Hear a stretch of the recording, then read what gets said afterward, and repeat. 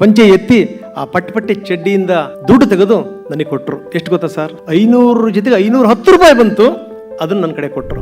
500 ರೂಪಾಯಿ ನಮ್ಮ ರಾಜಕಾರಣಿಗಳಿಗೆ ಕೊಡಿ, ಎಡಗೈಲಿಸ್ಕೊಳ್ಳಲ್ಲ ಅವರು. ನಿಮಗೆ ಆಶ್ಚರ್ಯ ಆಗ್ಬೋದು, ಪ್ರಧಾನ ಮಂತ್ರಿಗಳು ಅದನ್ನು ಇಸ್ಕೊಂಡು ಅದನ್ನು ಫೀಲ್ ಮಾಡಿದ ರೀತಿ ಇದೆಯಲ್ಲ, ನನ್ನ ಕಣ್ಣೆದುರುಗಡೆನೇ ಇದೆ. ಅವ್ರ ಕಣ್ಣಲ್ಲಿ ನೀರು ಬಂತು. बहुत बड़ा तोहफा है, 500 रुपीज एंड 10 रुपीज. मैं इसको पीएम केयर में डालूंगा. ये बहुत बड़ी बात है, बहुत बड़ी बात है. नेता के ऊपर विश्वास है. चलिए मैं उनको मेरा प्रणाम उनकी आत्मा को, क्योंकि ये आशीर्वाद है. ನಾನು ಕೋವಿಡ್ ಟೈಮಲ್ಲಿ ಜನರನ್ನ ಬೆಸೆಯುವಂತ ಕೆಲಸ ಮಾಡ್ತಾ ಇದ್ದೆ.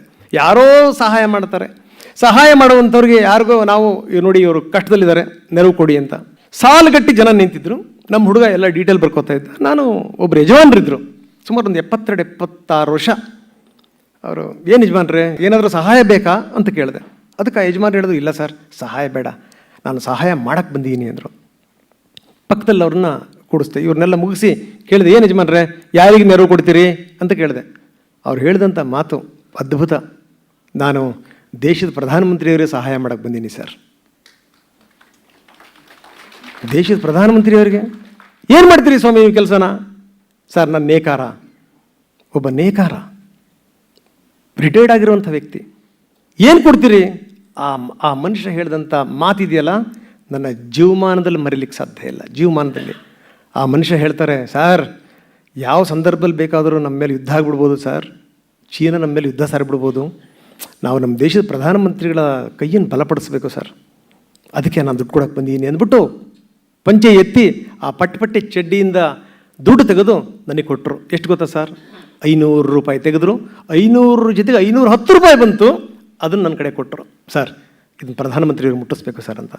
ನಾನು ಯಾವುದೋ ಉತ್ಸಾಹದಲ್ಲಿ ನಿರಾಶೆ ಮಾಡಬಾರ್ದು ಅಂತ, ಯೋಚನೆ ಮಾಡಬೇಡಿ ಯಜಮಾನ್ರೆ, ನಾನು ಇದನ್ನು ಪ್ರಧಾನಮಂತ್ರಿಯವ್ರಿಗೆ ಮುಟ್ಟಿಸ್ತೀನಿ ಅಂತ. 510 ರೂಪಾಯಿ 510 ರೂಪಾಯಿ ಕೊಟ್ಟಿದ್ದು ದೊಡ್ಡದಲ್ಲ. ಅವ್ರು ಇನ್ನೊಂದು ಮಾತನ್ನು ಹೇಳಿದರು, ಸರ್ ನಾನು ಕೊಡೋದು ಬಿಡಿ ಸರ್, ನಾನು ಜೀವ ಇರೋ ತನಕ ಪ್ರತಿ ತಿಂಗಳು ನಿಮಗೆ 500 ರೂಪಾಯಿ ತಂದು ಕೊಡ್ತೀನಿ ನಾನು. ಅದಲ್ಲ ಸರ್ ಪ್ರಶ್ನೆ, ನಿಮ್ಮಂಥ ಯುವಕರು ಮಾಡಬೇಕು ಸರ್, ನಿಮ್ಮ ದುಡಿಮೆಯ ಒಂದು ಭಾಗವನ್ನು ಕೊಡಬೇಕು ಸರ್, ಆವಾಗ ಮಾತ್ರ ದೇಶ ಉದ್ಧಾರ ಆಗುತ್ತೆ ಸರ್ ಅಂತ. ಏನು ಸರ್ ಇದು? ಇವಾಗಲೂ ನನ್ನ ಮೈ ಜುಮ್ ಅಂತ ಇದೆ ಹಂಗೇನೆ. ಎಂಥ ನೋಡಿ, ಆ ಮನುಷ್ಯ ಬಂದು ಆಶೀರ್ವಾದ ಮಾಡಿದ್ರು ಅಂತ ಅನ್ಸುತ್ತೆ. ಡೆಲ್ಲಿಯಿಂದ ಕರೆ ಬಂತು, ಬನ್ನಿ ಪ್ರಧಾನಮಂತ್ರಿಯವ್ರು ಇಂಟರ್ವ್ಯೂ ಮಾಡಿ ಅಂತ. ಹೋಗಿ ಪ್ರಧಾನಮಂತ್ರಿಯವ್ರನ್ನ ಇಂಟರ್ವ್ಯೂ ಮಾಡಿ 2.25 ಗಂಟೆ ನಮ್ಮದು ಚರ್ಚೆ ಆಯಿತು. ಚರ್ಚೆ ಆದಮೇಲೆ ನಾನು ಪ್ರಧಾನಮಂತ್ರಿಯವ್ರಿಗೆ ಹೇಳಿದೆ, ಸರ್ ನಂದೊಂದು ಮನವಿ ಇದೆ ನಿಮ್ಮ ಹತ್ರ ಅಂತ. ಏನು ಅಂತ ಕೇಳಿದ್ರು ಮೋದಿಯವರು. ನಿಮಗೊಂದು ಅದ್ಭುತವಾದಂಥ ಗಿಫ್ಟ್ ತಂದೀನಿ ಸರ್ ನಾನು ಒಂದೇ. ಏನು ಅಂತ ಕೇಳಿದ್ರು.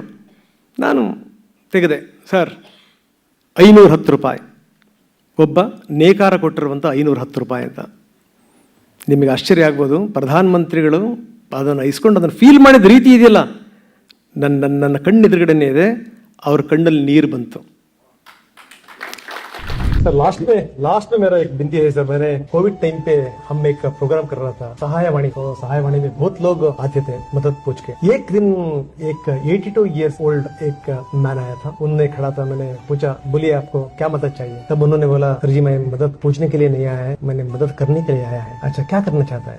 मैं मदद मोदी जी को करना चाहता है. मैंने हैरान हो गया, भाई साहब आप क्या बात कर रहा है? तब उन्होंने उनको पॉकेट से 500 रुपीज एंड 10 रुपीज निकाला सर. उन्होंने दिया, देखिए भाई साहब देश बहुत संकट में है, चीन का युद्ध शुरू होने वाला है, हम देश को हम सुदृढ़ करना चाहिए, इसलिए ये मेरा तोहफा है, मोदी जी को आप पहुंचाना है. एंड उन्होंने बोला एक संदेश है, ये पूरा युवा लोग जो है ना वो सुनना चाहिए एंड सब लोग मदद करना चाहिए. तो मैंने 500 रुपीज दूंगा, आप पहुंचाना चाहिए मोदी जी को. मैं भी नहीं सोचा था आपके सामने मैं आ जाऊंगा बोल रहे, आज आया. लेकिन दुर्भाग्य का बात यह है, उन्होंने नेक्स्ट महीने उन्होंने हार्ट अटैक से उनका देहांत हो गया. मैंने उनका पैसा लाया है, ये 500 रुपीज एड्रेस है उनका. ये बहुत बड़ा तोहफा है, 500 रुपीज एंड 10 रुपीज. मैं इसको पीएम केयर में डालूंगा. ये बहुत बड़ी बात है, बहुत बड़ी बात है. नेता के ऊपर विश्वास है. चलिए मैं उनको मेरा प्रणाम उनकी आत्मा को, क्योंकि ये आशीर्वाद है. 500 ರೂಪಾಯಿ ನಮ್ಮ ರಾಜಕಾರಣಿಗಳಿಗೆ ಕೊಡಿ, ಎಡಗೈಲಿಸ್ಕೊಳ್ಳಲ್ಲ ಅವರು. ಹೇಗೆ ಒಬ್ಬ ನಾಯಕ ಭಿನ್ನವಾಗಿ ನಿಲ್ತಾನೆ ಅನ್ನೋಕ್ಕೊಂದು ಬೆಸ್ಟ್ ಎಕ್ಸಾಂಪಲ್ ಅಷ್ಟೇನೆ. ಒಬ್ಬ ಸಾಮಾನ್ಯ ವ್ಯಕ್ತಿ ಬಂದು ನೋಡಿ, ಆ ವ್ಯಕ್ತಿ ನೆಕ್ಸ್ಟ್ ಮಂತ್ ಇಲ್ವೇ ಇಲ್ಲ, ಪಾಪ ಸತ್ತೋಗ್ಬಿಟ್ರು ಆಕ್ಸಿಡೆಂಟ್ ಇದಾಗಿ, ಹಾರ್ಟ್ ಅಟ್ಯಾಕ್ ಆಗಿ. ನನಗೆ 500 ರೂಪಾಯಿ ಕೊಡಬೇಕು, ನನ್ನ ಹೆಂಡತಿ ತಗೊಂಡು ಕೊಟ್ಟಿದ್ದನ್ನು ಇಟ್ಕೊಂಬ, ಅದನ್ನು ನಾನು ಹೋಗ್ಬೇಕಾದ್ರೆ ಕೊಡಬೇಕು ಅಂತ. ನಾನು ಡೆಲ್ಲಿಗೆ ಹೋಗ್ಬೇಕಾದ್ರೆ ಹೇಳಿದೆ, ಅದು 510 ರೂಪಾಯಿ ಕೊಟ್ಟಿದ್ನಲ್ಲ ಕೊಡು ಅಂತ. ಅವಳು ಅದನ್ನು ಈ ನಮ್ಮ ಮನೆಯಲ್ಲಿ ದೇವರ ಮೀಸಲು ಡಬ್ಬಿ ಅಂತ ಇರುತ್ತೆ, ಅದಕ್ಕೆ ರಬ್ಬರ್ ಬ್ಯಾಂಡ್ ಹಾಕಿಟ್ಟಿದ್ಲು.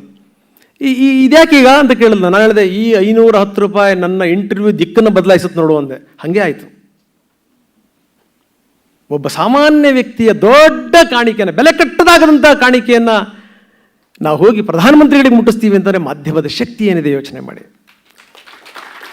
ಇದು ಮಾಧ್ಯಮ.